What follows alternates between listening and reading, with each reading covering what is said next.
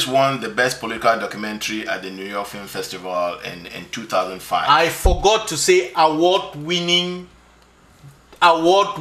Yes. Yes, and since then we really haven't distributed it. We're going to bring it out. Anybody who wants a copy, and they go to the makingofalesserman.com. The makingofalesserman.com. Yes, they can get a copy and see some material on that piece. In our last show, we had as guest Mr. Augustine Ambe, producer of the documentary The Making of a Lesser Man.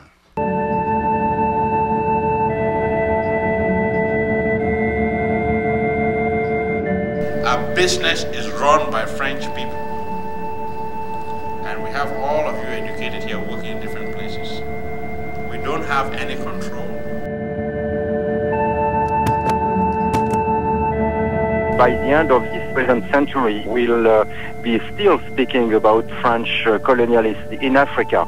In the night between September 18th and September 19, 2002, targeted attacks took place simultaneously in Abidjan, Bouaké, and Korogo with outside assistance.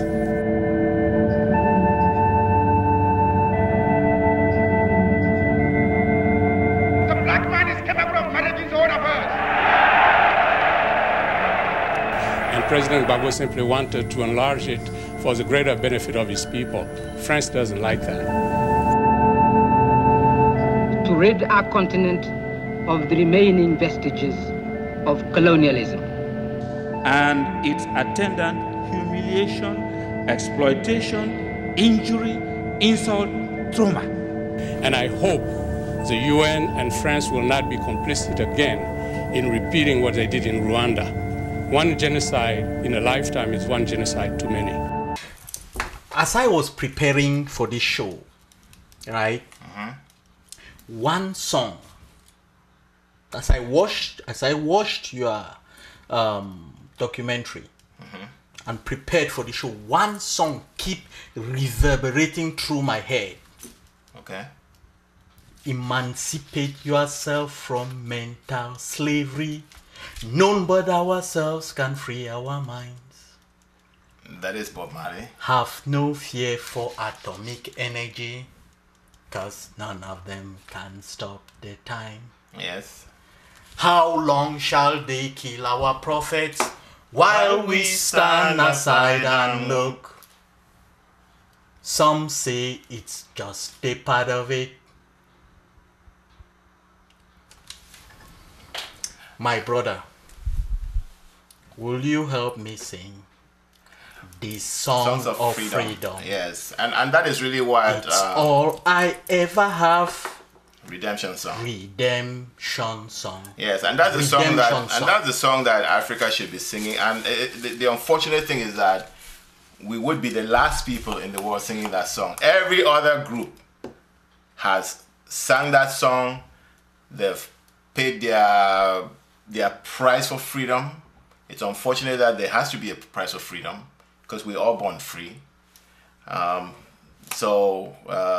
Yeah, Africa has to sing the redemption song. So basically, as I say, help me sing today.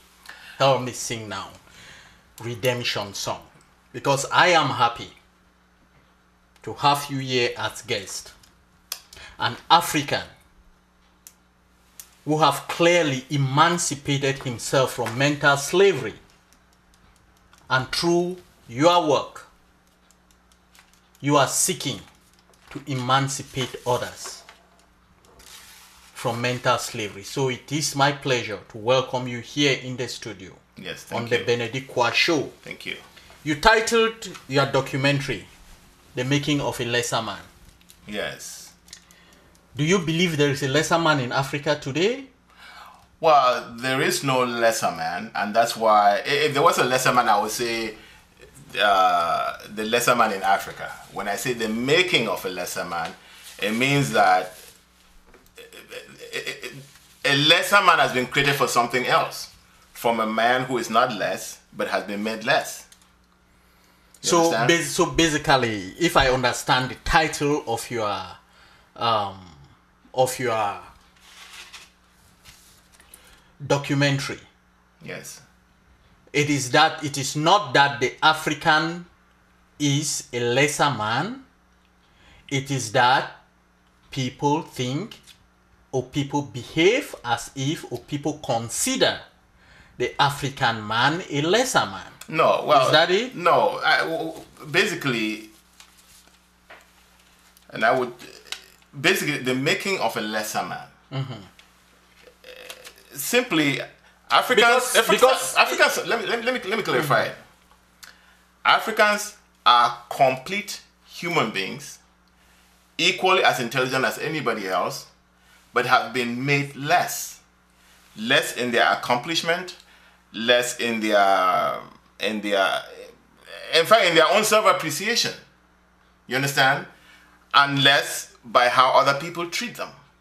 I mean, if you look at the history of Africa, Africa has suffered centuries of slavery where Africans were hunted down like animals. They were hunted down as game, shipped into foreign lands, treated worse than animals, meaning that they were brought, they did not just treat them like slaves, because sometimes slaves can be treated humanely. You know, when I read the Bible and I listen to the stories of the Israelites in Egypt, mm-hmm. They worked as slaves, but their families were intact. They had their leaders. It sounds to me like they had their own community. They had their own community. They built community. Yes. They grew as a community. Yeah. So all what the Egyptians took from the Jews were their labor. Okay? Yeah. And they took the labor only when they needed the labor, and then they allowed them to actually remain as a community, as a people, with their leaders, their history intact. They knew they came from they knew where they came from. God, that is so good. And had to go back. That is at the fundamental roots of when people talk about slavery. Yeah, so no. When people talk about slavery and how slaves have been treated, other groups of slaves, because the word in the dictionary is just black and white, right? Yes, but it is really not black and white. I'm learning something here from what you are just. When you explain that to me, it suddenly opened my head. Yes, but when Africans because the Israelites, as you said, were allowed community, but they were for the Africans, they were tearing up husband and wife, children and mother. There you go. For the Africans, they brought them here. To the west, they took them out of their lands. They were treated as animals, meaning that you're allowed to have kids, and then the kids are picked up. First of all, they're sexually abused. Then they are sold. They divide them and sell them like dogs. They put you up for bid, and people come and bid. They open. You know, when Saddam Hussein was arrested, right? Mm-hmm. I saw that they were looking at his teeth and things like that, and that just brought the image of slavery, because slaves were advertised. They say, "Oh, this one just came; he's fresh, no sickness," and just the same as you buy an animal. Is it so? Is this a documentary about slavery, or why? How is this relevant? Well, how is this relevant to this?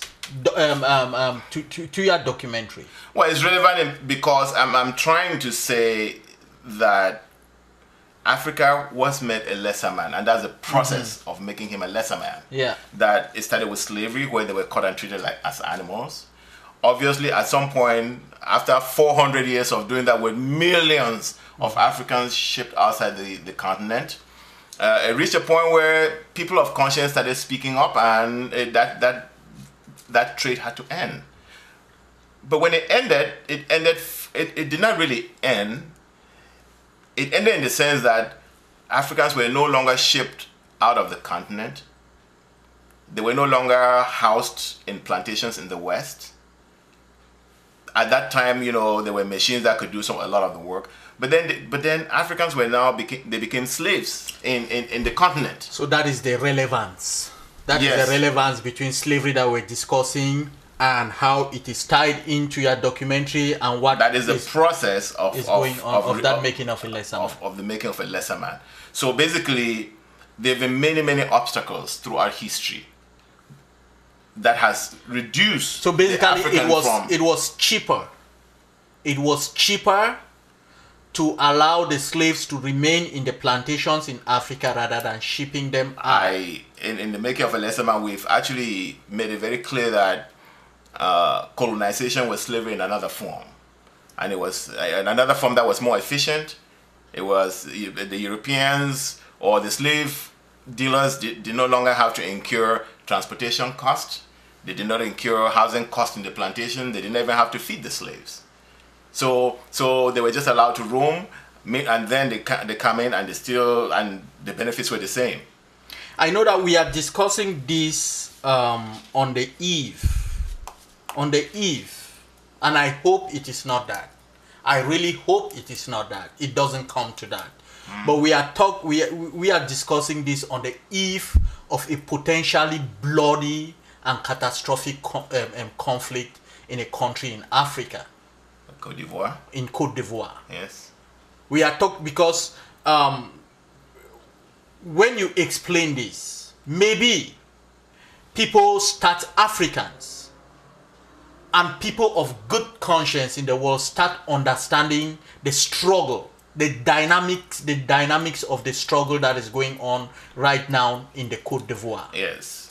And there was a powerful statement, and I quote in the documentary when I watch it. They said that people that outsiders or foreigners or people who don't know would say that the tragedy, and I quote, the tragedy of the African continent. Some have speculated that the tragedy of Africa is the tragedy of a lesser man created by God to populate the rich continent of Africa.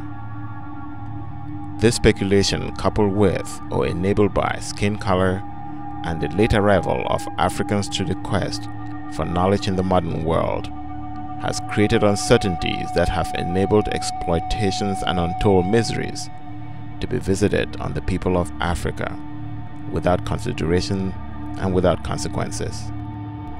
Today, a lesser man occupies the continent of Africa, not by the making of God, but by the making of man. You know, throughout history, there have been racists, there have been slave owners, there have been pseudo-fake scientists who have tried to prove that the African is not really human. But all of this is rationalization in order to do a lot of bad things. Yeah. Okay. Yeah. And that's why it is titled The Making of a Lesser Man. But what I wanted to show you though is that because the documentary really doesn't go into history and all of that. I mean, it does capture it in places where it needs to be captured. This documentary is really about the French colonization in Africa that remains, and there was a need for me to make that documentary because growing up in the British Southern Cameroons, I think the people of the British Southern Cameroon are the first outsiders that had a liberal society and a liberal education that got sucked into the French colonial empire, and we saw it in a totally different eye, from the eye of people who are free. You understand? Because because I have spoken with Nigerians, with Ghanaians, with people from the Anglophone countries in Africa, and they are totally shocked. In fact, some of them think it's a joke when they understand what is happening in Francophone Africa. So they do not believe that France is still the colonial master in Africa that has slave agreements by which it controls these colonies. People like to call them former colonies. That's a lie. And when they call them former colonies or former colonial master, France smiles because that's what they want you to think. But France controls. They have people on the ground that there is not a single important meeting that in a Francophone colony, right, that can be held between two Africans without a French man or woman, without a French agent sitting in between. Mr. Augustine. Yes. That is a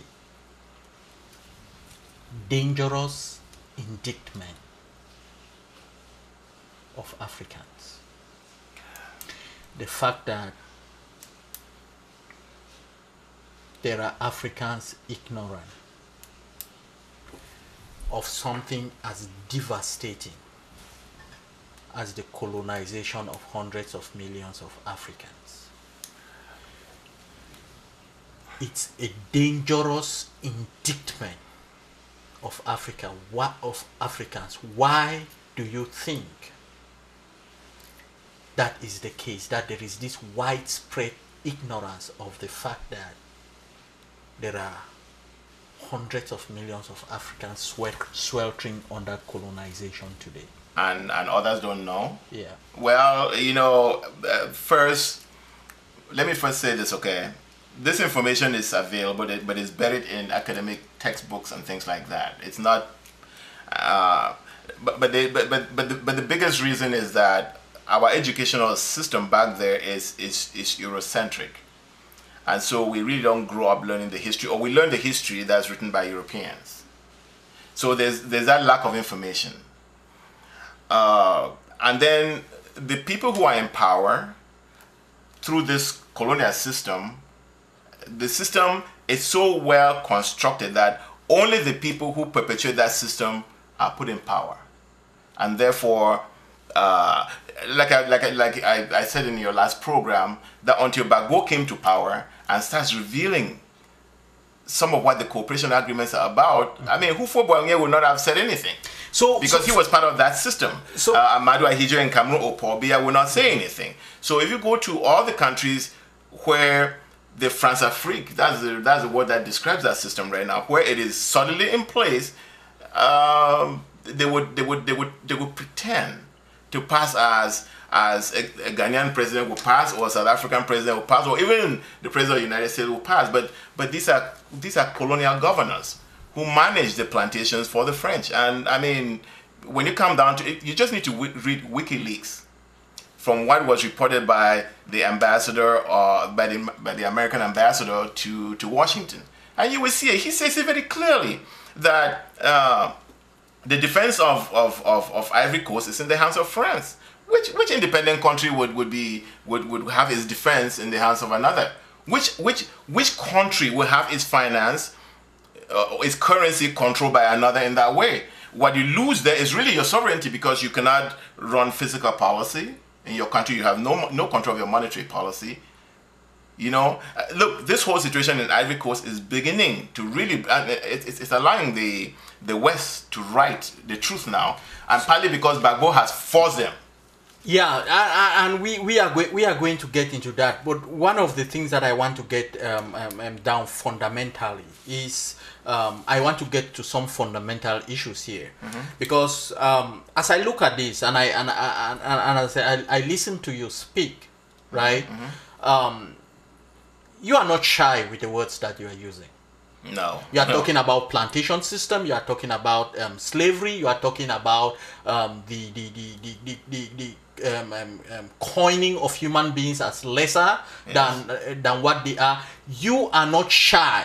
No. With the words that you are using. No. And the words are accurate. The point that I am making here, they're not exaggerations. Yes. The point that I am making here, because the imagery is powerful.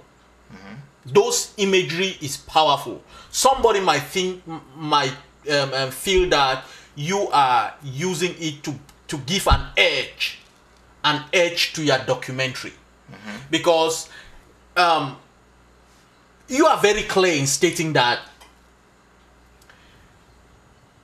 fascism or Nazism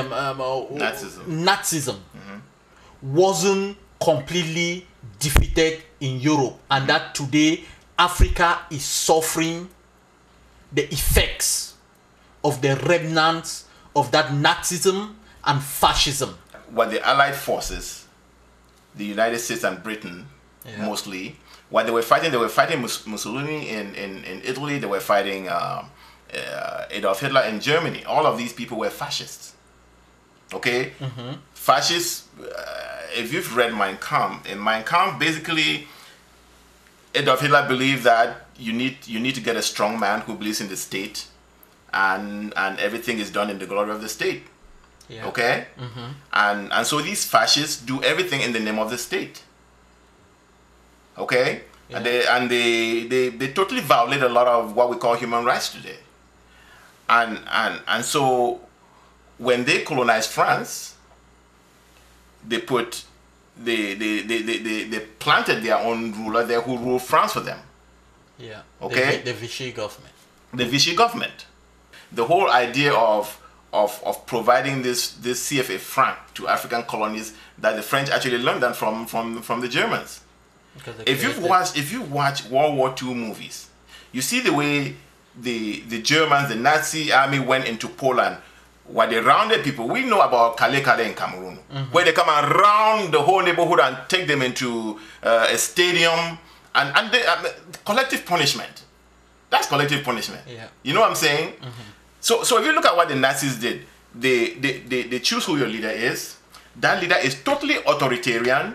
That leader is held responsible, personally responsible for power and for ruling the place. He taxes you and sends the money somewhere else. The products you produce go somewhere else. Your leader answers to Berlin. When Nazi Germany occupied France in World War II, it installed a puppet government that implemented and served German interests in France. The Free French, headed by Charles de Gaulle, risked all they had to oppose and challenge their puppet government each step of the way till the end. After the war, Charles de Gaulle turned around and imposed on the African a puppet government that implemented and served French interest in Africa, at a time when the world agreed on the rights of all peoples to choose the form of government under which they lived. It's exactly the same system that Charles de Gaulle set up, and the document traces it. Look, when we're saying this, we're not really kidding, because the Americans are aware of that. Okay, and I think in August 1944, the date is more accurate. Charles de Gaulle visited Washington, and I had a meeting with President Truman. After meeting with President Truman in August of 1945, Charles de Gaulle reported that they had agreed that the rivalry between the free world and the Soviet bloc would dominate everything from now on. The United States of America grudgingly admitted that it might be more expedient to allow the French to resume control of their colonial empire than to bring it under international administration. France was therefore allowed to remain in Africa after the British left and after the Spaniards and Portuguese were beaten out. They have decided that what is important going forward is the fight against communism. Before then, FDR, Franklin Roosevelt, in the Atlantic Charter, had decided that we cannot go and fight Nazis and then have Europeans having the whole world crawl under their feet. You know what? You know what I'm saying? Yeah. So before then, it was liberate everybody. Let's not have colonies. Let's not have you ruling people around the world. So from that day on, Charles de Gaulle had his license to go down and keep what is going on there now. So what was the disagreements that came out when the Atlantic Charter was being drawn? Well, you know, because I think that you touched that in your documentary, right, and really explain some of what the reasoning, yes, behind the creation of France-Afrique. Article 3 of the Atlantic Charter of August 1941 declared the rights of all people to choose the form of government under which they lived. Winston Churchill, the British Prime Minister, and General Charles de Gaulle, the leader of the Free French, insisted this article should apply only to the European countries liberated from the Axis powers. President Roosevelt of the United States of America declared that the rights of self-determination should apply to all peoples, and that the United States would actively support this.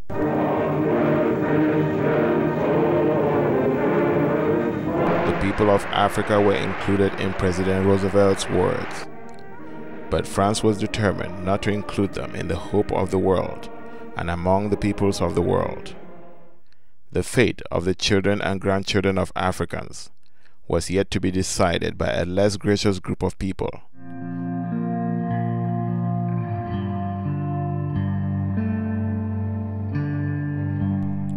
Charles de Gaulle decided that the only means by which France could reach world prominence after its defeat and occupation by Nazi Germany was to retain control over its African colonies and exploit their resources. The whole thing was that France was occupied by Germany, right? Charles de Gaulle escapes to Britain and was being protected by Winston Churchill. Okay? The reason Winston Churchill was protecting him was because Winston Churchill feels that he needs to rebuild France, so France is a bulwark against the power of Germany. Now, FDR, President Roosevelt, knew that Charles de Gaulle was a dictator. Okay? And therefore totally did not like the man, did not want him to have any power, did not want him to have any control in France when France is liberated. But the press in the Americas was very fond of Charles de Gaulle because they always looked at him as a hero. Okay? And Winston Churchill, a man who have been beaten and ran away like he ran. I will let you say that. But what happened was that I mean he ran away. He ran away to Britain, right? Well, when the Nazis, he was a hero in running away. Well, they had, he was part of the government at the time, and so he was the one that escaped, and decided that since the Vichy government had gone with the Germans, he took it upon himself to free France. No, I was just putting it on record that when you bring hero, a coward, I mean, there were people who remained in France and fought. Let me say that I'm not going to call him a coward because I think the British helped him escape because I think the British wanted to continue the war. Okay, but there's a very important question that you asked, and I want to get to that question, to the answer to that question. So what happened was that because FDR did not like Charles de Gaulle developed this anti-American, or what he called Anglos. So he saw that obviously the war was being fought by the Americans and the British, and that he wanted to be like one of the big three. He wanted to be one of them. FDR obviously did not consider him anybody, so he developed this anti-American feeling. Okay, and so he realized that it was his watchword was that France cannot be France without grandeur. Okay? And therefore we get to that word. Yes, and therefore he decided that the only way France can remain relevant in the world is to maintain its African colonies. And therefore the whole idea, point number 2. Yeah, and so the whole idea of the Atlantic Charter to free everybody, he refused. And therefore when they went, and therefore he organized this meeting in basically the Americans were coming that no race should be able, no country or race or people should be able ever again to dominate another race or people in the world. Yes. And de Gaulle said that France's prestige, grandeur, and standing in the world. Yes, it's threatened. It's threatened with such a declaration. Yes. And he cannot abide by that. They must maintain the African colonies. Let me say this, okay? It's not only France alone that said that. Winston Churchill, the British Empire was still in place. So it was him and Winston Churchill. Okay? And obviously FDR wanted the whole thing nationalized. And so the plea from Winston Churchill was that, we've been colonizing these people. We were not training them to become their own people. So give us time to train them. And so they were given a certain amount of time to train these colonies to become, to train leaders. Okay, but the world had reached a stage with the mass killing. And I think that the number of Americans who died during the First World War and the Second World War, branded itself so deep into the psyche of American leaders that they were not going to accept obvious domination of one people over the other, and added to that, the consciousness of the African Americans was reaching a level that they were not going to allow a white master, after they have thrown it off in America, to remain. Well, they had not quite thrown it off because the civil basically it was going on. It was going on. Yeah, and some of them were doing this protest where they would just leave America and go to Africa. Yes. And so there was that threat, right? Basically of the colonial system that was obvious then. Look, which was let me put it this way: there were many influences that forced FDR to decide that colonialism has to go. Okay. So my point is that how did France manage? Because today, if we are looking at Ivory Coast and looking at the fact that they are trying in Cote d'Ivoire to institute a colonial governor today in 2011, in the 21st century, and we are talking about something. Yes. In the 1940s. Yes. About how did they get out? How did they manage? How did the French manage to? How did they manage to bypass all those rules and regulations that were put in place and hoodwink everyone?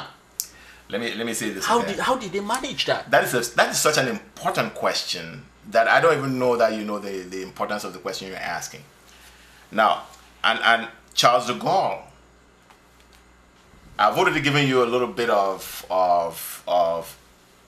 his mindset and the mindset of the people opposing him. Okay, Charles de Gaulle's watchword, and he told this to his followers.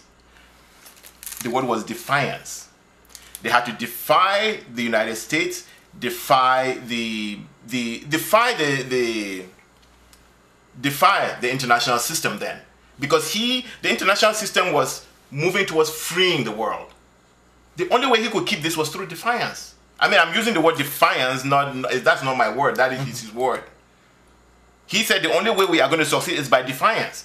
Meaning that they're going to defy the Atlantic Charter, they're going to defy what the UN was preaching about human rights, they're going to defy all of that, and they defy them. In fact, if you read the Brazzaville declarations, they actually it was written in French, but they put the word self. The goal of the task of civilization accomplished by France and her colonies rule out any idea of autonomy, any possibility of evolution outside the French bloc of the empire. The eventual creation, even in the distant future, of self-government for the colonies is to be set aside. In greater colonial France, there are neither people to enfranchise nor racial discrimination to abolish. There are populations which we intend to conduct, stage by stage, to a political personality, and for the more developed to political rights.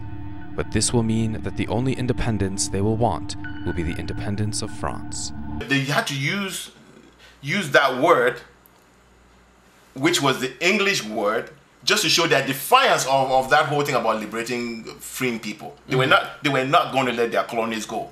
And like I said in the previous show, that is where they laid the blueprint about what's going on today. What is astounding, right, is that how have they succeeded? You made a statement here that I said that this is really a, what did I use? I said that it is an indictment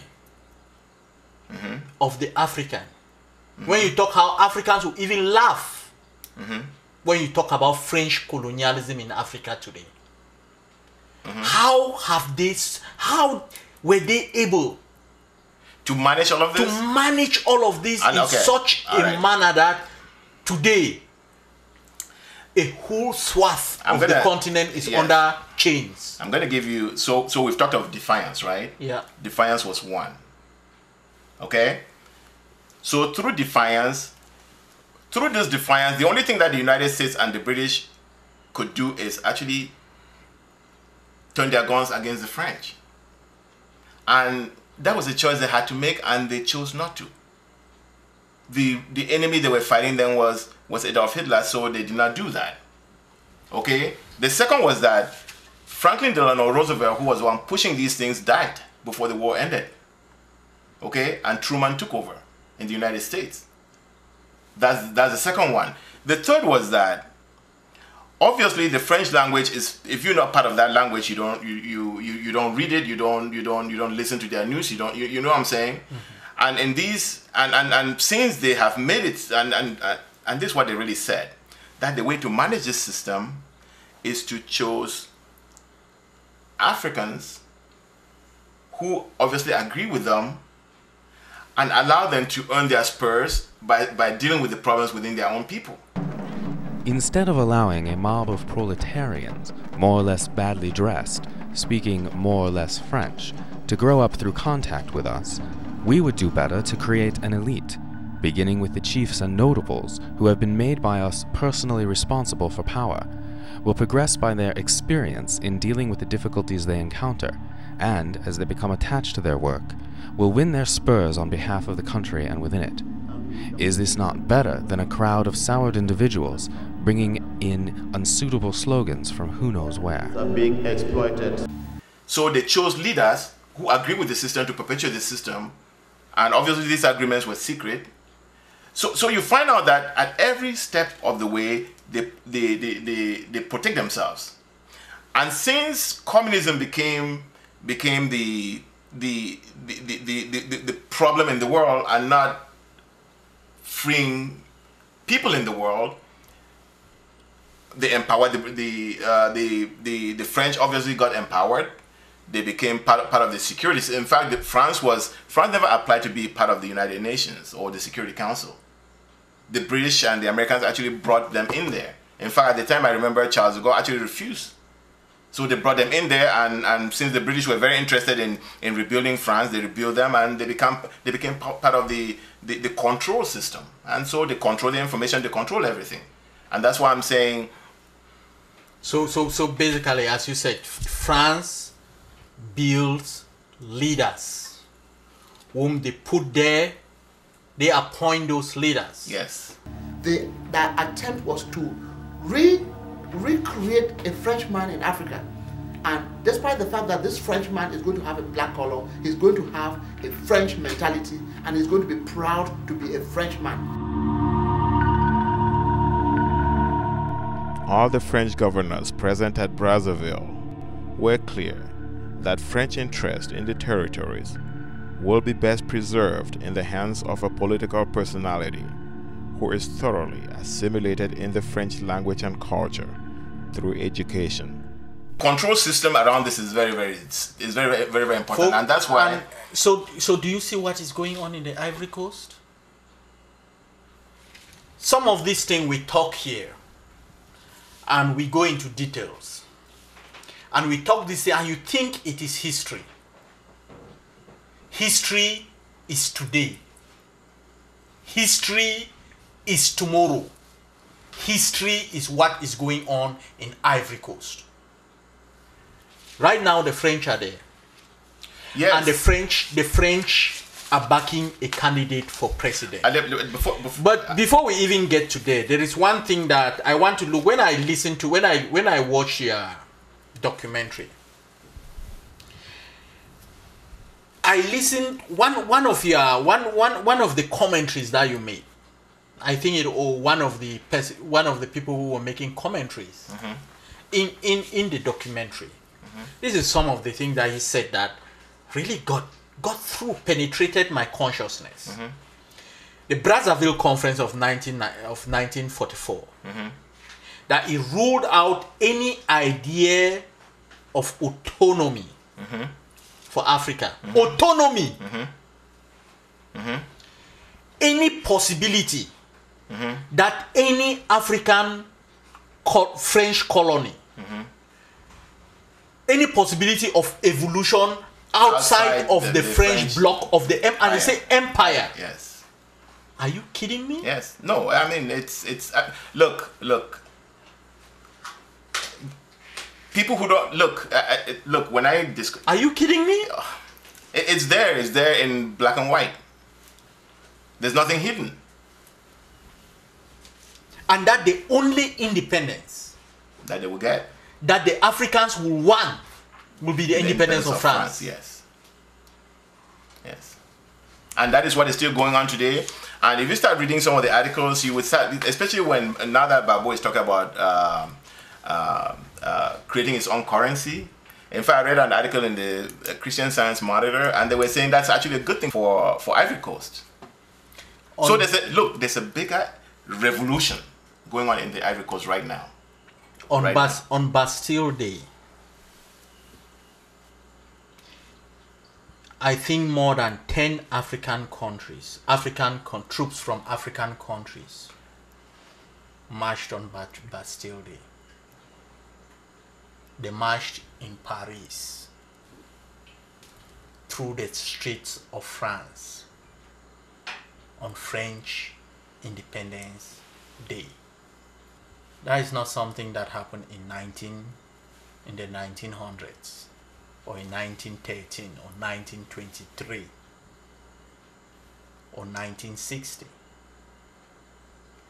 African troops flying African flags marched through the streets of France in 2010, celebrating French Independence Day. If you thought that what Mr. Augustine Ambe created as documentary was about history, think again.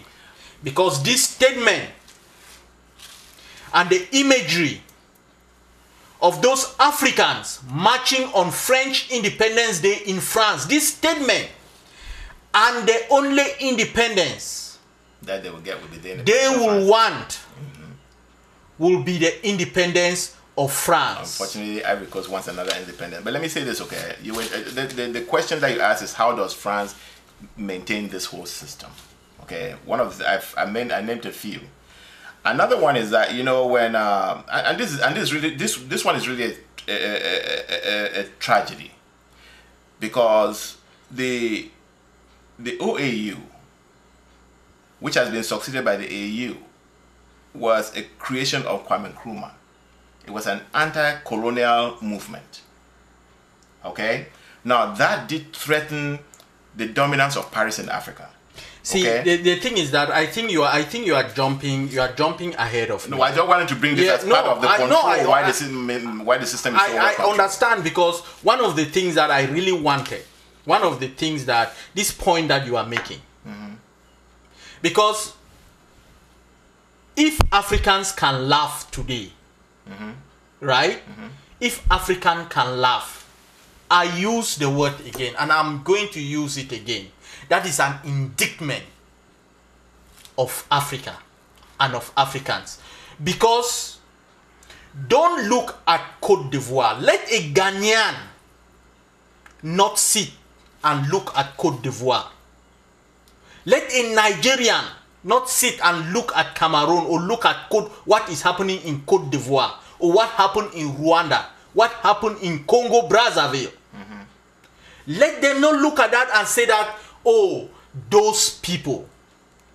Because fundamentally,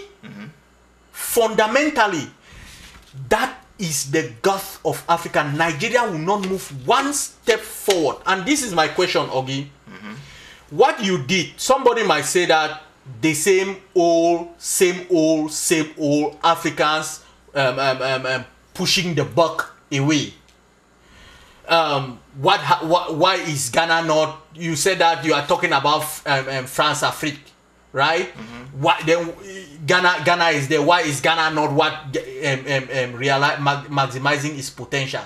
Why is Nigeria not maximizing its potential? Why are these other African countries say, oh, get out of here? What you are doing, you are just trying to, as always, is pushing the blame. These other examples, what are you going to say with that? Well, you know, in the making of a lesser man, we did answer that question, and it ties in with what I was going to say about the OAU. You see, the whole dream of OAU, because if you look at what the French also did, right? They break up their colony into little countries, Some of them just basically desert. So these are not really countries that can survive. And so the idea of OAU was not only to come together and decolonize the continent, it was also to come together and come as an economic bloc. You see, they talk about the EU today. No, Nkrumah had dreamed that a long time ago. Okay? But these countries in Africa, look, what the question you ask is so big, I'm trying to see where to tackle it. Because you talk about economic development, you're tying into it, right? Yep. Okay, when we talk about Korea developing today, when in the 60s, Ghana was richer than Korea, obviously Korea got developed because it became strategic. The United States went in there, and I'm going to say this about the United States. Everywhere that America has gone, especially if they went and planted a root, like they took over Japan, they took over Korea, those places develop because they take them for strategic reasons. And Americans are not really people who take territory and keep it. Maybe just Hawaii or something like that, but they're not Europeans. Okay? So I was listening to a conversation. The Americans, you forgot the big block that the Americans took, the Europeans. Oh, you mean you call Japan, you call Korea, you forgot the biggest block that they took. No, but they did not own it. Which is your... yeah, they could have owned Europe. No, but they took, I mean, after the second, it was their problem. Yes. They took it. Yes. So you were talking how they take it for strategic reason and look at where they are today. Yes. The whole of Europe, they yes. did that yes. to Europe. But to keep this more focused, you know, if you look at Ghana today, and this Christian Science Monitor article that I was talking about did say that.